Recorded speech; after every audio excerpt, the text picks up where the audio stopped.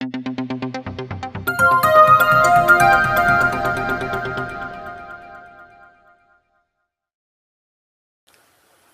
दोस्तों, जय महाराष्ट्र। जागो इंडिया जागो में आपका फिर से एक बार हार्दिक स्वागत है। तो दोस्तों, आज हम बात करते हैं, हमारे कुछ दर्शक हैं जिनके इम्पोर्टेंट जो कमेंट्स थे वो मैं आपके सामने लाया हूँ। मैं जो भी दर्शक है उनका नाम नहीं लूँगा, लेकिन जो कमेंट्स उनके हैं उनको पता है, उन्होंने कमेंट किया है तो उन्हें पता चल जाएगा कि कमेंट्स किसकी हैं। क्योंकि बहुत सारे दर्शकों का प्रॉब्लम्स ये है कि अगर उनका नाम मैं अगर उनको पब्लिश करता हूँ यहाँ पे, तो उन्हें ऐसा डर है कि शायद उनके साथ में उनके सोसाइटी वाले या डेवलपर तकलीफ़ दे। इसके लिए मैं किसी का नाम नहीं ओपन कर रहा हूँ। जो भी कमेंट्स आई है उस कमेंट्स के ऊपर हम बात करेंगे, उसकी क्या सॉल्यूशंस है, कैसे हम उस पर अपने अधिकारों को ले सकते हैं, उस विषय में बात करते हैं। तो हमारी कमेंट्स हैं, हमारे एक दर्शक हैं जिनका कमेंट्स ये है कि उनका अलॉटमेंट हुआ और अलॉटमेंट पे जो फ्लैट नंबर है और विंग है वो न दे के उनको कोई और ही घर दे दिया गया है और 5 साल से वहाँ पे रहते हैं और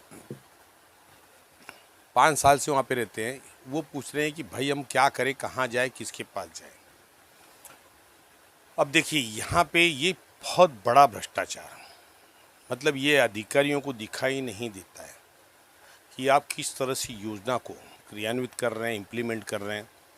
जब आपने अलॉटमेंट लेटर दिया है तो कम से कम उसकी एक बार तहकीकात करना चाहिए कि जिस व्यक्ति को डेवलपर ने घर दिया है प्रॉपर वही दिया है या नहीं दिया है।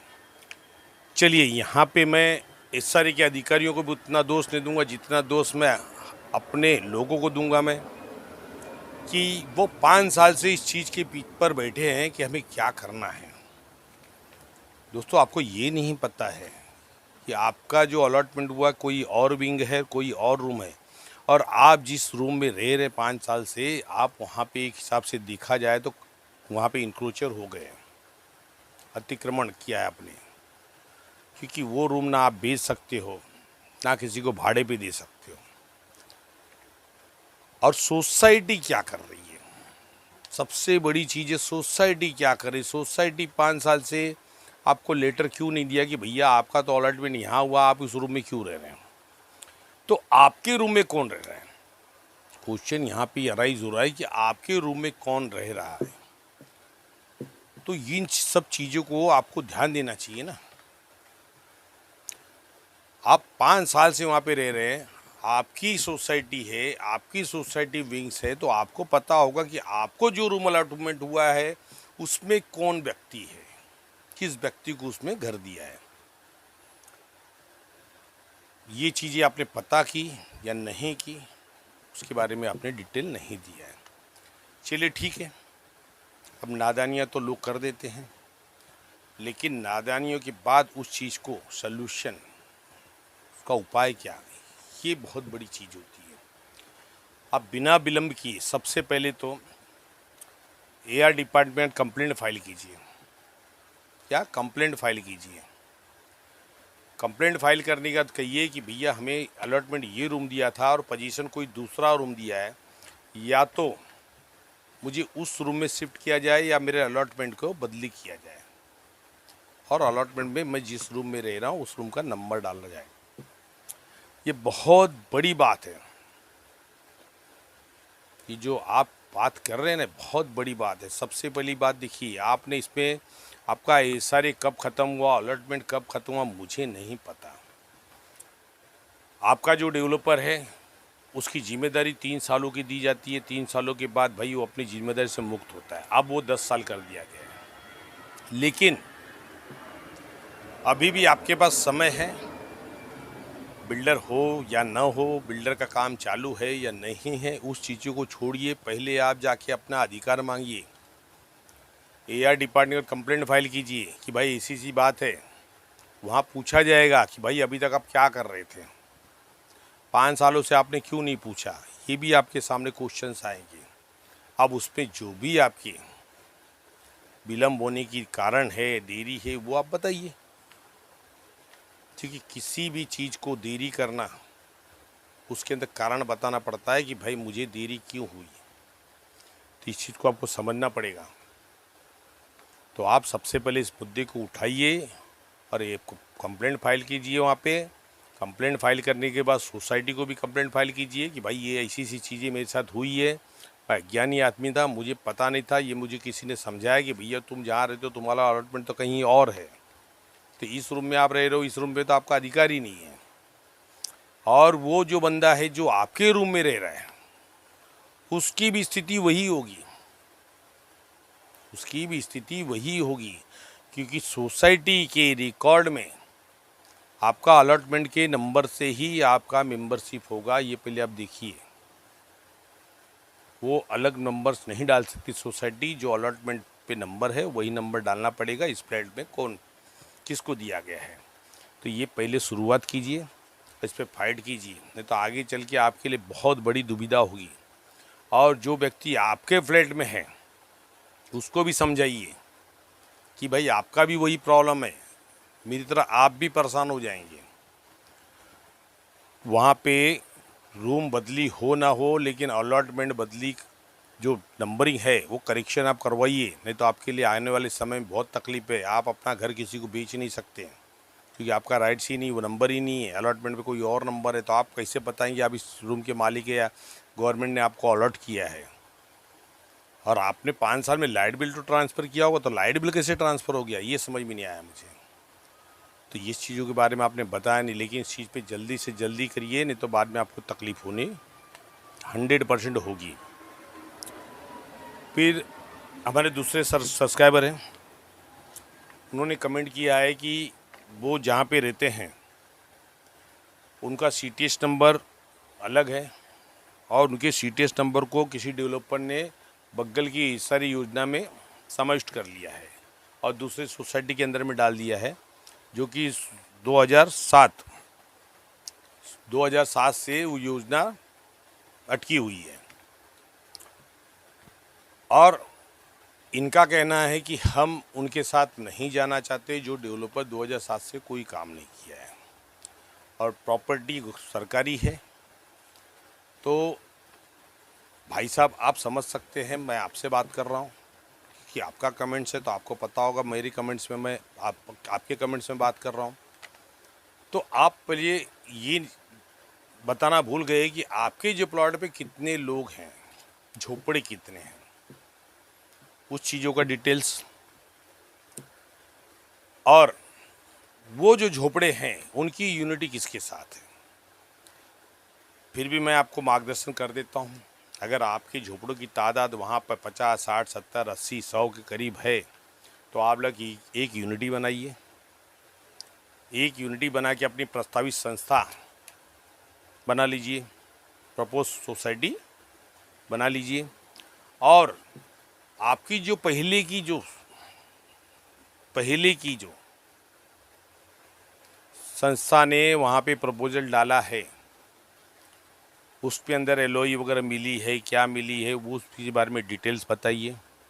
और नहीं बताते तो आप जोड़पत्र 5 एनेक्सर 5 ये एआर डिपार्टमेंट से निकाले उस सोसाइटी का, कि जब इन्होंने बिल्डर अपॉइंट किया था तो उस समय इनके रजिस्टर में कितने लोगों ने एंट्री लिया था, क्या आपके लोगों ने भी सहमति दिया था वहाँ पे, इस चीज़ का पता लगाइए। ये सब चीज़ें आपको करना पड़ेगा, अन्यथा देखिए वो सोसाइटी अगर ये बोलेगी कि भैया नहीं इन लोगों ने हमें सहमति दी है, तो आप कुछ नहीं कर सकते। आपको अगर उनसे बाहर आना है, खुद का डेवलपमेंट मतलब अपने तो मन का डेवलपर लाके अगर डेवलपमेंट करना है, तो आपके क्षेत्र में जो लोग रहते हैं उस सीटीएस नंबर पे, उन सब की एकता बहुत ज़रूरी है। उस एकता को बनाए रखने के लिए आपको बहुत परिश्रम करना पड़ेगा। और आपने जिस दिन यूनिटी बना लिया उस दिन समझिए आप लड़ाई जीत गए। तो सबसे पहले वही काम कीजिए कि आपके लोगों की जो यूनिटी बनाइए, उनको समझाइए कि भाई हमारे यहाँ पे हमको जो भी डेवलपमेंट करना है हम बिल्डर लाएंगे, हमारे क्षेत्र में हम करवाएंगे, हम दूसरी सोसाइटी में क्यों जाएं, क्योंकि हमारा सीटीएस नंबर अलग है, उनका अलग है। तो ये काम आप करिए। प्रॉब्लम क्या होता है? प्रॉब्लम्स ये होता है कि बहुत सारी जगहों पे मैं देखा है, बहुत सारी जगहों पे हमने देखा है कि एक सोसाइटी नहीं, 8-8 9-9 सोसाइटियों का समावेश होता है। 8-8 9-9 सोसाइटियों का समावेश होता है, मतलब वो एक दूसरे में समाविष्ट हो जाती है। प्रॉब्लम क्या होता है आप नहीं समझ रहे हैं। प्रॉब्लम ये होता है कि जो सोसाइटी हाई प्रोफाइल क्षेत्र में बैठी है उनको भी पीछे ढकेल दिया जाता है, सबके साथ एक ही साथ में, और पूरी प्रॉपर्टी फ्रंट की बिल्डर सेलेबल बनाता है। इससे आपका नुकसान होता है। आप मात्र उस कमेटी पे विश्वास करते हैं कि भैया कमेटी हमारे लिए कर रही है, लेकिन प्रॉब्लम ये होता है कि आप जब किसी दूसरे के साथ क्लब करते हैं तो बिल्डर वहाँ जो मौके की ज़मीन है उस पर सेलेबल बनाएगा और पीछे की ज़मीन पे रिहाब बना के आपको वहाँ पे बसा देगा, जिससे आपका नुकसान होगा। अगर आपकी सोसाइटी स्वतंत्र डेवलपमेंट करे किसी डेवलपर को लेके, तो आपके ही एरिया में उसको बनाना पड़ेगा रिहाब। जब आपके एरिया में रिहाब बनाएगा तो आपका जो हाई प्रोफाइल एरिया है उसी में आपको मिलेगा। तो यहाँ पे बहुत सारे लोग ऐसे हैं, मैंने देखा 8-8 9-9 10-10 सोसाइटियाँ क्लब कर जाती हैं, लेकिन वहाँ के जो सोसाइटी की जो सभासद है उनको ये समझ में आता है कि वो उनको परमिशन कैसे देते हैं क्लब करने के लिए। आज आप छोटी सी गलती करते हो, बाद में जीवन भर पीछे जहाँ पे गंदगी होगी, नाला होगा, उस जगह पे, जैसे आपके क्षेत्र में अगर नाला है तो नाले के साइड में बना के देंगे, तो वहाँ पे आप लोग परेशान हो जाओगे। तो ये लोगों को सोचना चाहिए कि हमारा भला कहाँ है। डेवलपर से अगर क्लब भी करते हो, डेवलपर से अलग एग्रीमेंट होना चाहिए, हमारी सोसाइटी का अलग होगा। हमारी सोसाइटी को हमारी जगह जो ज़मीन है जिस पे हम बसे हैं उसी के किसी भी कोने पे हमें बना के चाहिए, लेकिन उस सोसाइटी के अंदर नहीं। देखिए बिल्डर कभी नहीं मानेगा, और नहीं मानेगा तो समझ लीजिए कि आपके साथ धोखा होने वाला है। तो आप समझिए, इसलिए अपने अधिकारों के लिए लड़ना पड़ेगा। मैं ये नहीं कहूँगा कि जैसे एक धर्म प्रचारक कहते हैं कि भैया शांत समय का इंतज़ार, तो ये लीगल मैटर में समय का इंतज़ार नहीं होता है। यहाँ पे आपका कर्म वो सबसे इम्पोर्टेंट है कि आप कर्म कितना फास्ट करते हैं। तो दोस्तों, आपका जो भी मैटर है मैंने उसका उपाय बताया। आप जितनी भरसक कोशिश कर सके पहले आपके क्षेत्र में यूनिटी बनाइए, लोगों को समझाइए, बैठाइए, उसके बाद एक प्रपोज सोसाइटी बना लीजिए, फिर आपको लड़ाई लड़ने में मजा आएगा। अकेले की लड़ाई आप नहीं लड़ सकते हैं, लेकिन भाई जहाँ लोगों का जमाव होता है वही जीतता है, जनता जनार्दन होती है। अकेला इंसान कभी भी, आप आगे जाएंगे, लेकिन आपके सामने जब एक जन समुदाय आएगा ना तो आप वहाँ हार जाएंगे। इसलिए लोगों का साथ बहुत जरूरी है। अब तीसरे हमारे मित्र हैं गोरेगांव के, उनको मैं जानता हूँ, पर्सनली मिला भी हूँ। उनका कमेंट्स है कि उनके 2 बच्चों के नाम पे घर पात्र हुआ है और उनके नाम पे भी एक घर है। वो चाहते हैं कि दोनों बच्चों के नाम पे तो घर हो गया, उनके छोटे बच्चे के नाम पे मैं घर करना है, तो क्या करूँ? तो इसका सीधा साधा सॉल्यूशन है गिफ्ट डीड बनाइए। गिफ्ट डीड बना के आप पुटअप कीजिए सोसाइटी के अंदर कि भैया मैं अपने बच्चों को अपना ये जो भी है ये बख्शिश में दे रहा हूँ और इनका नाम, मेरी जगह पे इनका नाम समाविष्ट करें। बात हो गई ख़त्म। लेकिन गिफ्ट डीड रजिस्टर्ड कीजिए, नोटराइज नहीं, रजिस्टर्ड कीजिए। आज मैंने ग्रुप पे भी एक्चुअली क्या हो गया कि मेरी हियरिंग थी टीसीपी ऑफिस 9 में, डीसीपी 9 की यहाँ पे मेरी हियरिंग थी अपील, फर्स्ट अपील की। वहाँ पे मैं बैठे बैठे कमेंट्स कर रहा था, तो मुझे कमेंट्स करने में थोड़ा सा कंफ्यूज होके मैंने वहाँ पे लिख दिया कि गिफ्ट डीड मरने के बाद, आदमी के मरने के बाद लागू होती है। वो थोड़ा सा कन्फ्यूजन हो गया, जबकि विल, जो विल बनता है वो मरने के बाद लागू होता है, गिफ्ट डीड नहीं। फिर मुझे हमारे एक एडवोकेट हैं गीता पेडनेकर जी, उन्होंने मुझे कमेंट किया कि ठाकुर जी जरा इस चीज़ पे गौर करिए। मतलब यस मैडम, मेरे से गलती हुई यहाँ पे, और मैंने उस चीज़ को करेक्शन किया ग्रुप पे कि नहीं, मैं वहाँ पे एक्चुअली विल लिखना था तो मुझे गिफ्ट डीड लिख दिया। उस कन्फ्यूजन में, जो हेयरिंग के चक्कर में वहाँ बैठा था मैं, तो उसकी वजह से कन्फ्यूजन। तो जो गिफ्ट डीड होता है, तो गिफ्ट यानी आपने बख्शिश कर दिया, आपका अधिकार खत्म होता है। विल ऐसा नहीं है। विल में आपको दिया जाता है कि मेरे बाद, जैसे मैं अगर किसी को विल देता हूँ, मेरे बच्चों को या किसी को भी, तो मेरे बाद, मेरे मरने के बाद ये लागू होगी। क्योंकि एक इंसान अपने जीते जी कितने भी विल कर सकता है। गिफ्ट डीड एक बार दे दिया, रजिस्टर्ड हो गई, और हो सके तो हाई कोर्ट से प्रोबेट करा लीजिए, खत्म। तो वहाँ पे आपके पास रास्ता है, आप उसको गिफ्ट डीड बनाइए, गिफ्ट डीड बना के रजिस्टर्ड कीजिए और सोसाइटी में देखिए उनका नाम, बच्चे का नाम डलवाइए। लेकिन लड़का आपका 18 साल के ऊपर होना चाहिए, ये आप नोट करिए, 18 साल के ऊपर होना चाहिए। और यदि वो भी नहीं कर सकते आप, तो मैं आपको दूसरा रास्ता ही बताता हूँ कि आप सोसाइटी में नॉमिनेशन भरिए। नॉमिनेशन में आपके बाद आपके बेटे का राइट्स दे दीजिए कि मेरे बाद जो लड़का है उसका 100% शेयर होगा। तो आपका मैटर वहीं ख़त्म हो जाएगा, कोई प्रॉब्लम नहीं आएगा। तो उसके अंदर आपको एफिडेविट बना के देना पड़ेगा, नॉमिनेशन फॉर्म भरना पड़ेगा, और वहाँ पे आपकी सिग्नेचर्स होगी, वो चीज़ कर दीजिए, तो आपका सोसाइटी से मैटर ख़त्म हो जाएगा। और अभी अगर करना है तो आपको गिफ्ट डीड लेना पड़ेगा। तो दोस्तों, ये बहुत सारी बारीकी चीज़ें हैं, लीगल की हैं, मैं भी उतना नहीं जानता हूँ, लेकिन जो थोड़ा बहुत जो मेरे दिमाग में आता है मैं आप लोगों को समझाता हूँ। और ज़्यादा अगर कुछ इसमें रहेगा तो आप लोग एडवोकेट से सलाह कीजिए, क्योंकि देखिए मैं कोई एडवोकेट नहीं हूँ, लेकिन मेरी दिनचर्या के अंदर जितने भी मैंने अभी तक किसी के काम करवाए हैं या मेरी लड़ाई है, उसके थ्रू